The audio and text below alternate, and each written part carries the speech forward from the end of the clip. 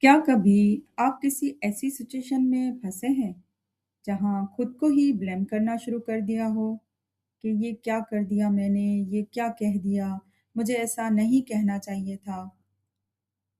पता नहीं क्यों मैं हमेशा खुद को ऐसी सिचुएशन में फँसा देता हूँ। ऐसा होता है ना कि अक्सर हम बिना सोचे समझे बोल लेते हैं और बाद में हमें एम्बैरेसमेंट या रिग्रेट होने लगता है। फिर हम उसी सिचुएशन को बार-बार अपने ज़हन में रिप्ले करते हैं और सोचते हैं कि मैंने ऐसा रिएक्ट किया क्यों? अगर आपने भी कभी ऐसा महसूस किया है, तो ट्रस्ट मी, आप अकेले नहीं हैं। हम सबकी ज़िंदगी में ऐसे मोमेंट्स आते हैं। लेकिन दिलचस्प बात ये है कि इसका मतलब ये नहीं कि आप में या आपके दिमाग में कोई खराबी है। ये हमारे सोचने, इन्फॉर्मेशन को परसीव करने, डिसीजन लेने और सिचुएशन पर रिएक्ट करने के कुछ अनकॉन्शियस मेंटल पैटर्न्स और फिल्टर्स होते हैं। तो ये क्या हैं? ये जानने के लिए शुरू करते हैं। Assalamu alaikum. My name is Dr. Hina Wahab Qureshi. Today I'm going to talk about metaprograms. मेटाप्रोग्राम्स क्या हैं, ये कैसे काम करते हैं, ये हमारे दिमाग में कैसे बनते हैं और इनको समझकर हम कैसे अपनी सोच, इमोशंस एंड बिहेवियर को कंट्रोल कर सकते हैं और फैमिलीज़ एंड रिलेशनशिप्स में बार-बार आने वाली मिसअंडरस्टैंडिंग्स और कॉन्फ्लिक्ट्स को ख़त्म करने में ये हमारी किस तरह मदद कर सकते हैं। आज हम इस वेबिनार में समझेंगे। सबसे पहले समझते हैं कि मेटा प्रोग्राम हैं क्या? मेटा प्रोग्राम हमारे दिमाग के वो अनकॉन्शियस पैटर्न्स या मेंटल फिल्टर्स हैं जिनसे हम डेली ऑपरेट हो रहे होते हैं विदाउट कॉन्शियस अवेयरनेस। और ये हमारे बचपन के माहौल, परवरिश और एक्सपीरियंस से बनते हैं। अब होता क्या है, जब भी कोई न्यू इन्फॉर्मेशन हमारे पास आती है, तो हमारा दिमाग फ़ौरन उसे प्रोसेस करने लगता है। कौन-सी बात रखनी है, किस बात को नज़रअंदाज करना है और किस बात की बेस पे डिसीजन लेने हैं। एनएलपी की ज़बान में इन प्रोसेस को डिलीशन, डिस्टॉर्शन और जनरलाइज़ेशन कहते हैं। मेटा प्रोग्राम इनके साथ मिलकर काम कर रहे होते हैं और ये डिसाइड करते हैं कि कौन सी बात अहम है और किस बात को रिस्पॉन्ड करना है।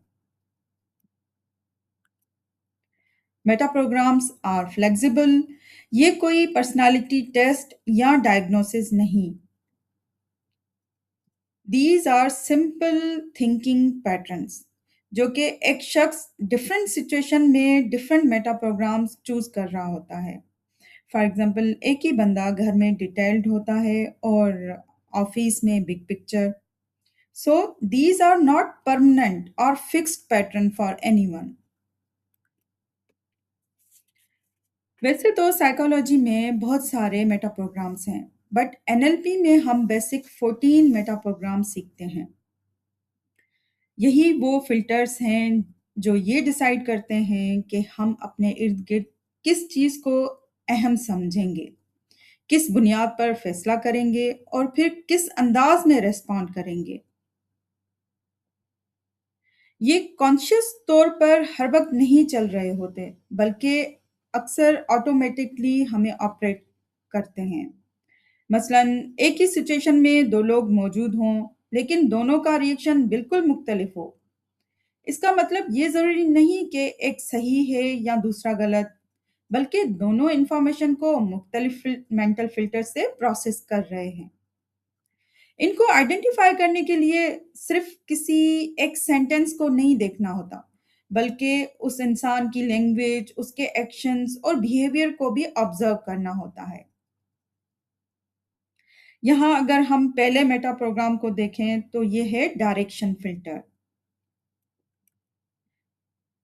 ये बुनियादी तौर पर ये बताते हैं कि इंसान की तवज्जो और मोटिवेशन किस डायरेक्शन में जाती है। कुछ लोग हमेशा इस बात से मोटिवेट होते हैं कि वो क्या हासिल करना चाहते हैं, यानी उनकी तवज्जो गोल, और अचीवमेंट की तरफ होती है।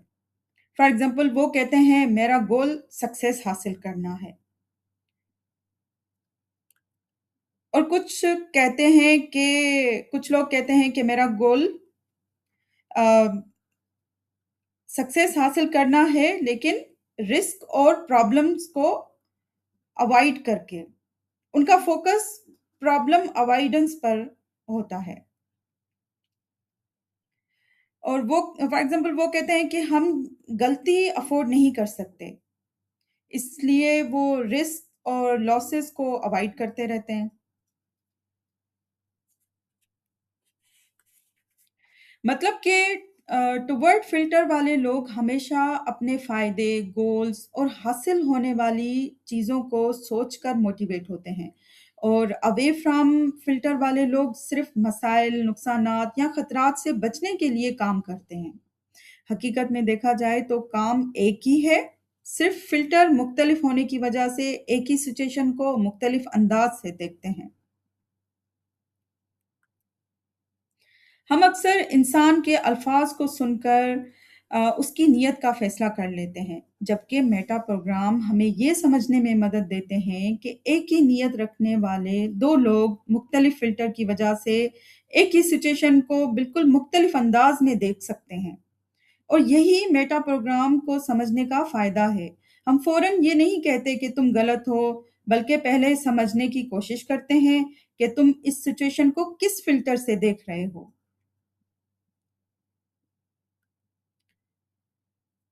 इसके बाद जो कॉमन फ़िल्टर है, वो है रेफ़रेंस का, इंटरनल और एक्सटर्नल रेफ़रेंस। अब इंटरनल रेफ़रेंस वाला शख्स फ़ैसला करते वक़्त ज़्यादा ये देखता है कि मुझे खुद कैसे पता चलेगा कि मैंने अच्छा काम किया, जबकि एक्सटर्नल रेफ़रेंस वाला शख्स दूसरों के फ़ीडबैक और एप्रिसिएशन या अप्रूवल से ज़्यादा इंडिकेशन लेता है। फॉर एग्ज़ाम्पल प्रेज़ेंटेशन के बाद अक्सर लोग कहते हैं कि फ़ीडबैक ज़रूर दीजिएगा और कुछ लोग बिल्कुल भी नहीं कहते क्योंकि वो कहते हैं कि मुझे मालूम है कि मेरी प्रेज़ेंटेशन अच्छी थी, जबकि दूसरा शख्स जो है वो लोगों से पूछता है कि मेरी प्रेज़ेंटेशन कैसी कैसी हुई। यही फ़र्क है इंटरनल और एक्सटर्नल रेफ़रेंस के फ़िल्टर का। तो इसी तरह ये सारे 14 मेटा प्रोग्राम्स हैं जो कि हम अनकॉन्शियसली जिनसे ऑपरेट हो रहे होते हैं। So most important purpose of meta program is not to change others, not to label people, not to judge someone as right or wrong, only to understand our own mental filters and to recognize it and to understand it and to see how different filters can create different perceptions to increase understanding and reduce unnecessary conflicts. The goal is flexibility, not labeling. I would like to end my talk on this thought. People don't always see the world as it is, they often see it through their filters. So, understand the filter, communicate differently, respond more effectively.